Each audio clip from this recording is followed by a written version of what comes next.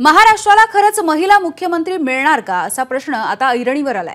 कारण खासदार वर्षा गायकवाड यांनी केलेलं एक वक्तव्य, राज्याला महिला मुख्यमंत्री मिळावी असं वक्तव्य वर्षा गायकवाड यांनी केलं आणि त्या इतक्यावरच थांबल्या नाहीत, तर त्यांनी सुप्रिया सुळे यांच्यासह उद्धव ठाकरेंच्या पत्नी रश्मी ठाकरे यांचं नाव सुद्धा घेतलंय। यावरून आता मोठ्या चर्चा सुद्धा रंगलेल्या आहेत। बघूयात।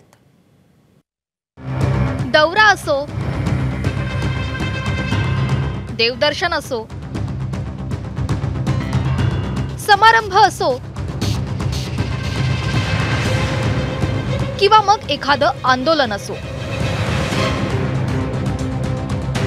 रश्मी ठाकरे उद्धव ठाकरेंची सावली बनून नेहमीच त्यांच्या सोबत दिसतात। उद्धव ठाकरे मुख्यमंत्री असताना आणि शिवसेनेत बंड झाल्यानंतरही रश्मी ठाकरे नेहमीच उद्धव ठाकरेंसोबत दिसल्या। पण आजवर त्यांनी कधीच राजकीय प्रतिक्रिया दिल्या नाही, ना कधी राजकीय परिस्थितीवर भाष्य केलं।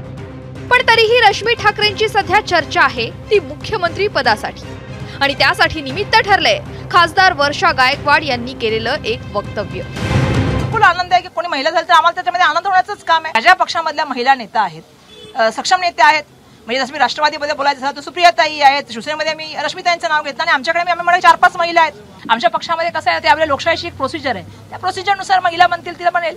आणि असं आहे की वर्षा गायकवाड जे आहे एक काँग्रेसचा कार्यकर्ता आहे, मी काँग्रेसच्या कार्यकर्त्यामुळे महिला म्हणून एक भूमिका मांडली। राज्याला महिला मुख्यमंत्री मिळायला हवी असं वक्तव्य वर्षा गायकवाड यांनी केलं।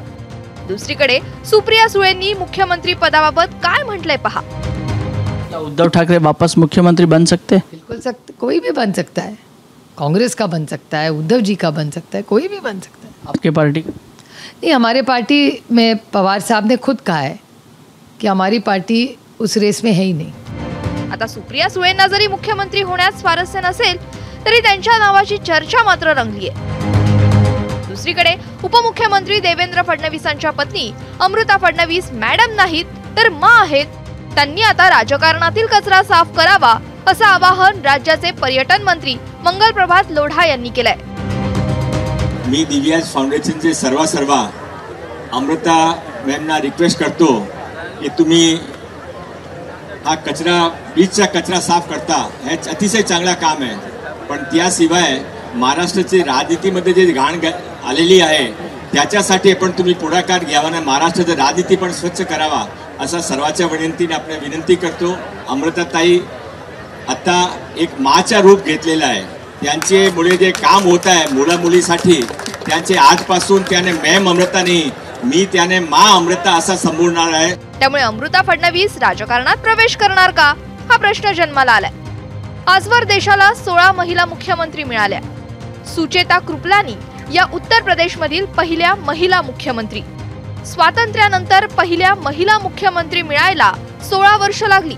सुचेता कृपलानीनंतर 9 वर्षांनी नंदिनी सतपथी ओडिशाच्या मुख्यमंत्री झाल्या। महाराष्ट्रात मात्र अजून एकही महिला मुख्यमंत्री नाही। सध्या मुख्यमंत्री पदासाठी महायुती असो किंवा मविया, दिग्गजांमध्ये रस्सीखेच सुरू आहे, मात्र त्यात कोणत्याही महिलेचा समावेश नाही। उद्देश काय होता तो त्यांनाच माहिती।